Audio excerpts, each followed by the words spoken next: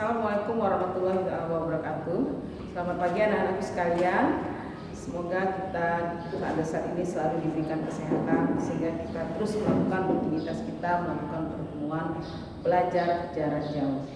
Pada pertemuan kali ini, Ibu akan kembali mengajarkan pertemuan yang keempat, sejarah Indonesia atau sejarah wajib. Kalau kemarin materinya itu perjuangan daerah-daerah dalam menentang kolonialisme, ya, bentuk perjuangan itu seperti apa yang dilakukan oleh pahlawan-pahlawan yang ada di daerah. Nah, sekarang setelah VOC berhenti menjadi penjajah, kita diganti pemerintah kolonial Belanda. Bentuk pemerintahan di Indonesia itu adalah pemerintahan kolonial Belanda. Nah, di sini bentuk pemerintahan kolonial Belanda inilah yang menerapkan beberapa kebijakan dari pemerintah Belanda, salah satunya adalah politik etnis. Kita berjuang tidak lagi dengan mengadu otot, ya, membawa senjata, tapi kita berjuang dengan pikiran secara bersama-sama, tidak membedakan itu daerah A, daerah B, daerah C dan seterusnya. Tapi kita adalah bangsa Indonesia yang tujuan utamanya merdeka dan mengusir penjajahan dari bumi Nusantara ini. Kita lihat bentuk dari strategi perjuangan mereka. Yang pertama radikal. Radikal non-kooperatif ini artinya keras, berjuang sendiri dengan tidak bekerja sama dengan pemerintah kolonial yang menjajah pada saat itu. Kemudian ada lagi bentuk yang kedua, strategi moderat kooperatif, lebih modern, dan ini biasanya dilakukan oleh orang-orang yang bangsa Indonesia yang sempat mengenyam pendidikan yang pernah dibuat oleh pemerintah Belanda, dan mereka ini pada umumnya adalah golongan-golongan bangsawan ningrat yang ada di Indonesia pada saat itu. Terus bentuk perjuangan mereka ini, bentuk perjuangan itu berdasarkan sikap terhadap pemerintah kolonial, bagaimana sikap pergerakan itu terhadap Indonesia, bangsa Belanda itu bagaimana menyikapinya. Kita dapat melihat bentuknya ada dua, kooperatif dan non-kooperatif. Tetapi di dalam catatan perjuangan bangsa Indonesia ini tidak kelihatan sama sekali, tidak terlihat bentuk perjuangan yang dilakukan oleh seperti misalnya Budi Utomo, Serikat Islam, itu tidak, bentuknya itu belum kelihatan. Karena apa? Keterbatasan dan pengekangan yang dilakukan oleh pemerintah kolonial Belanda. Tetapi bentuk perjuangan itu radikal, ya, ataupun kooperatif non-kooperatif itu sudah kelihatan itu sejak berdirinya organisasi Independentische ini, IP. Organisasi ini didirikan oleh 3 serangkai yang di situ tokoh-tokohnya orang Belanda, W.S. Dekker ada, Suwardi Suryoningrat, Cipto Mangunkusumo.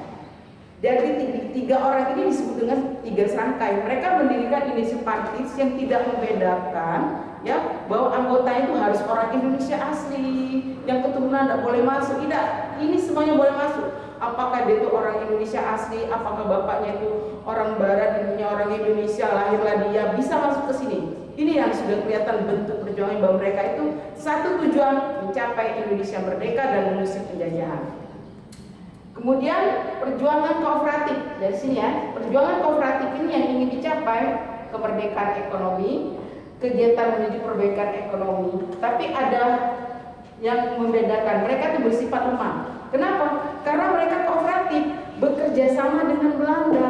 Bekerja sama dengan Belanda artinya mereka diatur dan disetir oleh Belanda. Dan mereka memang bersifat terbuka. Kemudian perjuangan non kooperatif.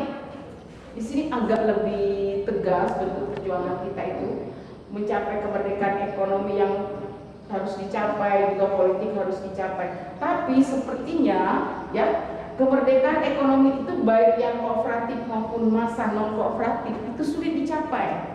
Kenapa? Karena kondisi saat itu yang tidak memungkinkan. Pemerintah kolonial Belanda tetap tidak mau melepaskan bidang ekonomi itu secara total untuk bangsa Indonesia. Dibatasi sekali kat-katnya, ya.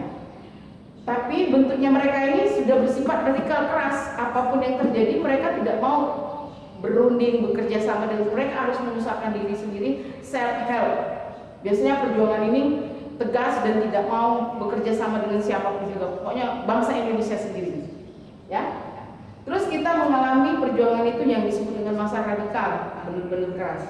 Ya, bentuk radikal ini benar-benar menunjukkan tegasan mereka untuk tidak mau bekerja sama dengan penjajah. Biasanya, ya, organisasi itu benar-benar bergerak untuk kita sendiri dengan usaha sendiri apapun yang terjadi, seperti yang dilakukan Organisasi Serikat Islam, Perhimpunan Indonesia, Partai Nasional Indonesia, dan PKI.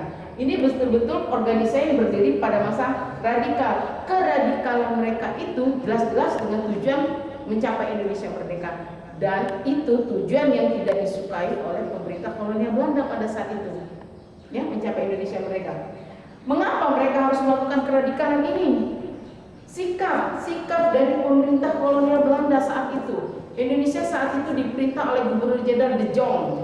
De Jong ini benar-benar sangat keras terhadap penduduk pribumi dan kaum pergerakan saat itu.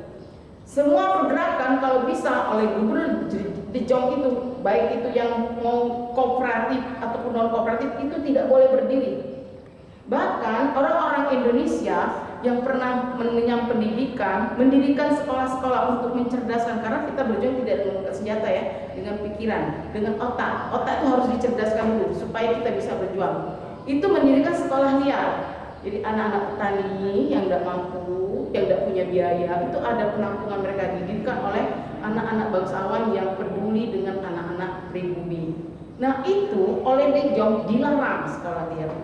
Tapi sekolah swasta yang didirikan oleh pemerintah kolonial Belanda tetap berdiri, seperti misalnya Stovia, ya, sekolah Stovia, sekolah Hogendeblok yang sekarang menjadi ITB itu ya, terus sekolah pembantu pemerintahan itu ada semua tetap berdiri. Nah orang-orang yang sekolah di situ tidak semuanya orang-orang Belanda, tapi juga ada warga negara warga Indonesia yang ibunya orang Belanda, bapaknya orang Indonesia, atau sebaliknya mereka yang bule-bule itu tadi, ya. Nah kemudian ya masa moderat, organisasi perjuangan ini lebih radikal, non kooperatif, dan menjadi politik perjuangan yang benar-benar modern. Mereka tergabung dalam lembaga pemerintahan itu yang disebut dengan Volksraad. Ini ya, Volksraad. Jadi Volksraad ini lembaga perwakilan rakyat. Ini perwakilan rakyat, atau kalau istilah kita sekarang itu DPR. Anggotanya itu orang-orang atau tokoh-tokoh pergerakan yang berhasil mendirikan organisasi pergerakan seperti Parindra, Gerindra, dan GAPI, Partai Indonesia Raya, Gerakan Indonesia Raya, Gabungan Politik Indonesia. Ya, orang-orang yang berkecimpung di sini, ini mereka berjuang untuk kemerdekaan lewat lembaga ini. Ini dibuat oleh pemerintah kolonial Belanda. Semua usulan kehendak apa yang diinginkan oleh rakyat Indonesia pribumi saat itu bisa diusulkan di sini. Tapi setiap usulan yang dibawa oleh mereka ini ditampung, tapi tidak ada realisasinya. Makanya orang Indonesia menyebut Volksraad ini seperti panggung sandiwara. Panggung sandiwara. Percuma, tidak ada hasil. Berjuang di sini tidak ada hasil. Nah, seiring dengan adanya ketegasan dan kekerasan dari Gubernur Jenderal De Jong ini, akhirnya organisasi yang berjuang di Volksraad ini mengalami kemunduran. Tapi kaum pergerakan tidak mundur, terus berusaha. Apa yang dilakukan oleh kaum pergerakan? Dengan mengeluarkan petisi Sutarjo, sebuah pernyataan yang tidak diusulkan di Volksraad tapi langsung ke Parlemen Kerajaan Nederland. Jadi Sutarjo yang membawa petisi itu, pernyataan dari orang-orang yang di sini. Langsung istilah kita tuh langsung tembak ke Parlemen Negeri Belanda, diterima itu oleh Ratu Juliana. Apa usulan Indonesia, apa kehendak orang Indonesia itu, pengennya seperti apa. Inilah yang disebut dengan petisi Sutarjo.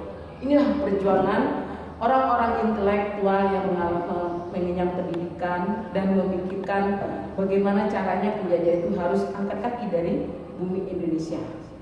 Oke, ini penjelasan materi kita yang keempat, sejarah Indonesia. Ibu akhiri, wassalamualaikum warahmatullahi wabarakatuh.